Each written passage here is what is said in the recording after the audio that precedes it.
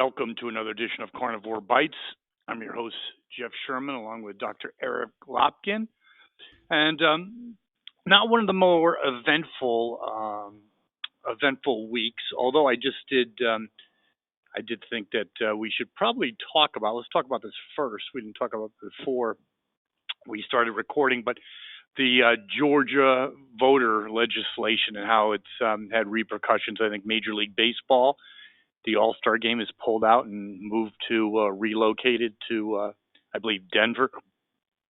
Yeah, this is an example of the liberal media spreading lies, and people are buying into it. The Washington Post did an article basically saying that everything the Biden administration has said about the new Georgia law has been a lie. They gave him 4 Pinocchios.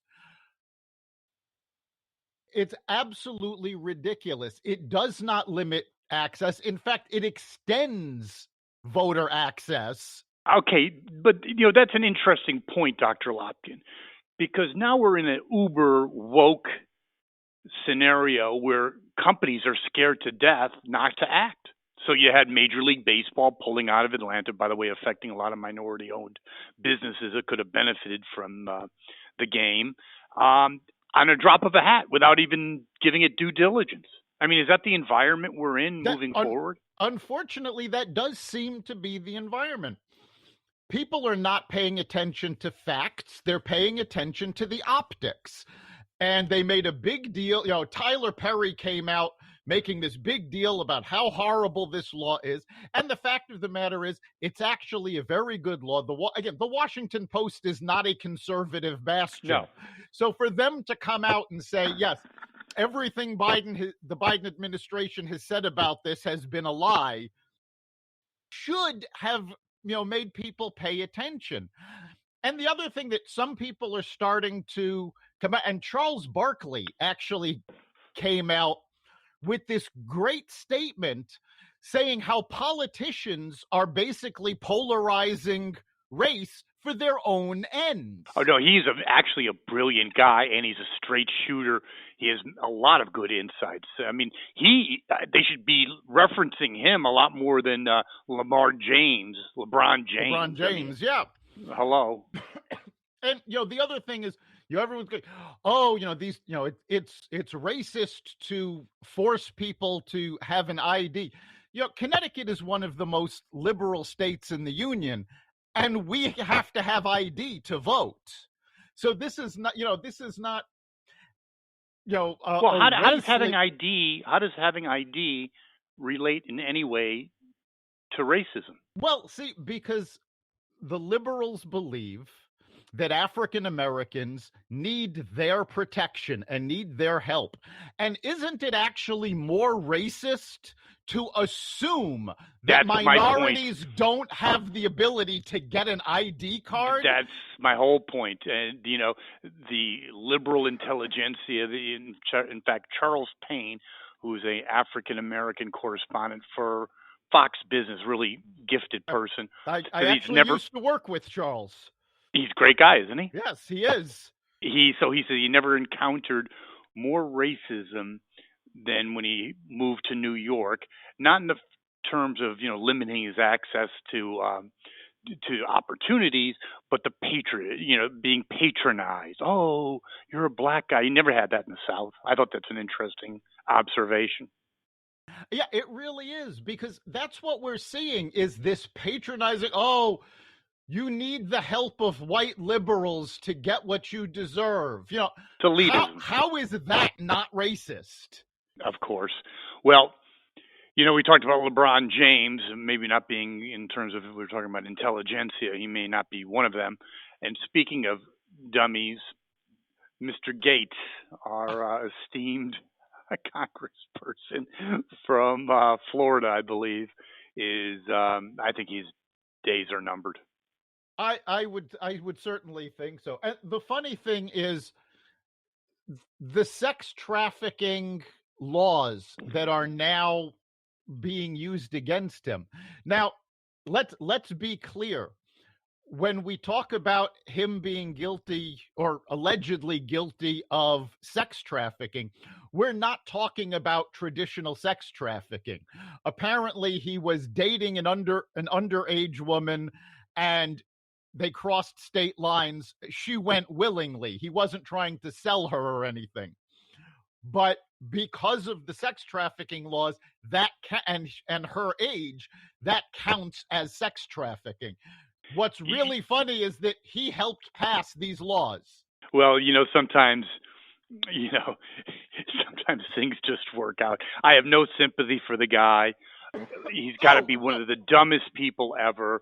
To do what he did was, horrific to begin with. But the stupidity of doing, you're a congressperson. Forget about the morality, which is, in the gutter to begin with.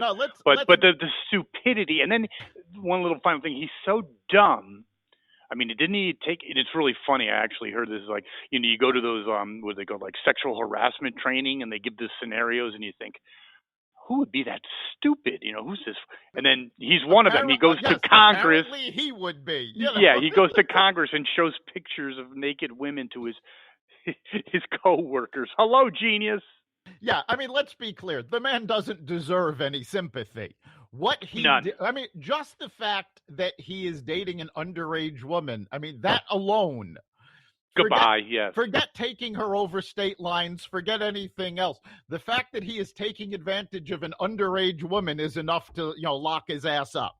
Yeah, I think his career is finished, deservingly so. If he gets prison time, I will shed no tears. Exactly. Anything else, Dr. Lopkin? The only other thing I found of interest this week was the talk about the 2022 Olympics in China, where Biden came out and he said that they are going to consider boycotting the Olympics. God. And the State Department came out fairly quickly and said, no, we're not considering that. That's not even on the table. We're not doing that. And what I find interesting is if Trump had made a statement like this and his State Department had contradicted him, the media would have been all over it. Here, oh, no, they just changed their mind, and the media is making excuses for him. Yeah, I think I'd like to close on that because I think that, they are making excuses, but maybe I'm naive, and you won't be the first one to tell me I am. I don't see this going. I think the media will turn when it's in their best interest, or that it's so horrific that you just can't cover it up. They did it with Jimmy Carter. They'll do it to Biden. What are your final thoughts on that? Yeah, I think eventually they're going to have to come clean and start actually investigating what's going on, because no president in the last 100 years has limited access of the media the way Biden has. And, everybody's, Trump's tweeting. He's not talking to the media. Really? Nobody has gone after Biden for doing exactly what they accused Trump of doing. No, Trump actually, one of his problems was he was sometimes too much off the cuff. But, when I saw Biden, I'm sorry, that was kind of scary, the press conference where he not only had the names printed out, but the pictures. That's like, what is this, elementary school? He had the pictures of the correspondence so he could match. Remember, he's been in Congress for 120 years. At and least according to his statement, so. He's brilliant. Well, even slow weeks, we got interesting things to talk about, and we'll be live this Friday with Carnivore Radio from 4 to 4:30, won't we? Yes, we will. You can join us at 4 o'clock on Friday Eastern Time at blogtalkradio.com/Carnivore Radio. Thank you very much, Dr. Lopkin. Thank our listeners. You've been listening to Carnivore Bites, part of the Exvadio Podcast Network. You can catch us every week on carnivoreradio.com, exvadio.com/podcasts, the Apple Podcast Store, Google Play, Spotify, iHeartRadio, and wherever you find podcasts.